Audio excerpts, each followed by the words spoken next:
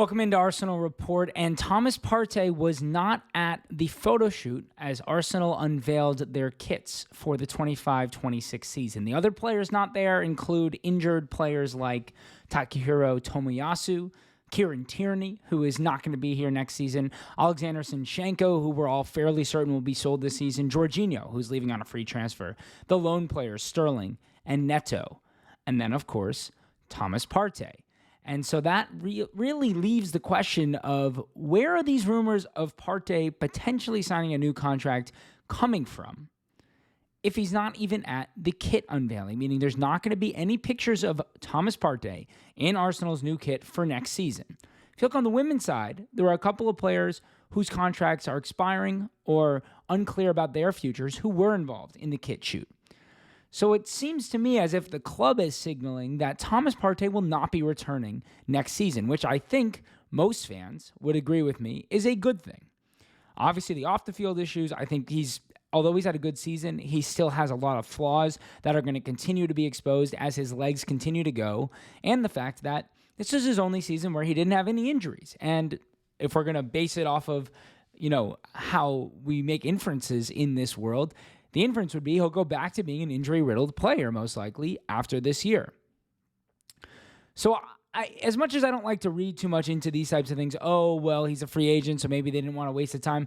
All it would have taken was taking a few pictures of him if they really felt like they were going to try and keep him. And based off of the links, including bringing in Zubimendi, looking at other players in that midfield role, it sounds to me like Thomas Partey's days at Arsenal are numbered, and his final match for Arsenal will be against Southampton away from home in a couple of weeks. And that'll be the end of Thomas Partey at Arsenal, which is for the better. But speaking of incomings, because that's what everybody really cares about, Victor Osimhen is a player who I know I mentioned a couple of days ago being like, I think we're done with him. But I went back and watched a lot more of Victor Osimhen, and he's only 26 years old. 35 goals and 8 assists in the 39 matches for Galatasaray on this loan spell.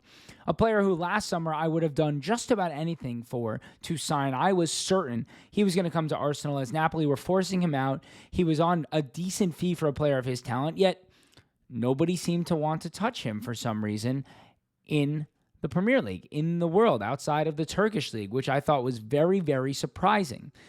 And Osimhen is such a perfect player for us. He's the full package. He's polished. His age profile is only 26 years old. The wages would be a little bit high, but the fee would not be that high, so it balances itself out. And he's a supreme finisher. He is great with both feet. Unbelievable header of the ball. Everybody knows his Victor Gyökeres video going around of his last 25 headers. He's terrible in the air. And as much as we love to play with the ball to feet, we cross the ball as much as anybody in the Premier League. We need somebody who can score with their head.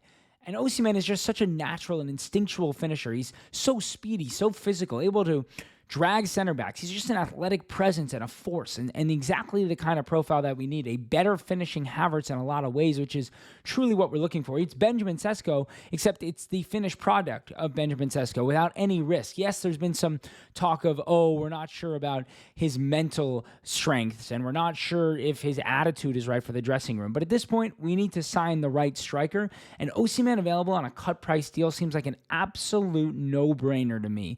He needs to be in this list along with Gyökeres, along with Benjamin Sesko. There's no reason to overlook Victor Osimhen, especially if Chelsea or Liverpool or Manchester United, one of these clubs are getting interested in him. We don't want him to come to the Premier League for another club and we'd be kicking ourselves that we could have had Victor Osimhen for a cut price deal and he's scoring bags of goals against us. This is a top striker who has been doing it for a very long time, who scores loads of goals. And yes, there was a great goal Osimhen scored recently, and the defending was very weak in the Turkish league. But that's not how you judge a player. We've seen him do it against top defenses. This guy is just born to score goals, and I'd like for Arsenal to consider going back in for him.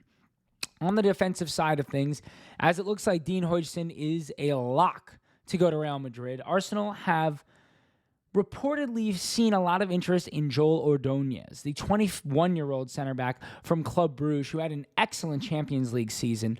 A really, really strong center back, stands at about 6'2", Positional awareness is off the charts. I believe he led the Champions League in clearances. Obviously, Club Brugge had a lot more attacks coming at them, but a very, very smart, strong defender, really comfortable with the ball at his feet.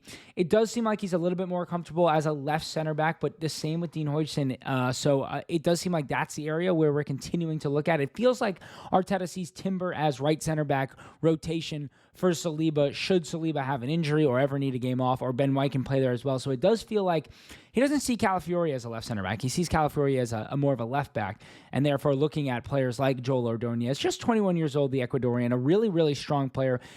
For a deal in the 20 million euro range, Joel Ordonez would be very smart business. This is a player who PSG are interested in, a lot of top clubs are interested in. Similar to Huijsen, but even cheaper. You sell Kivio or replace him with Ordonez. He's played in the Champions League. He's played for Bruges now for a couple of seasons.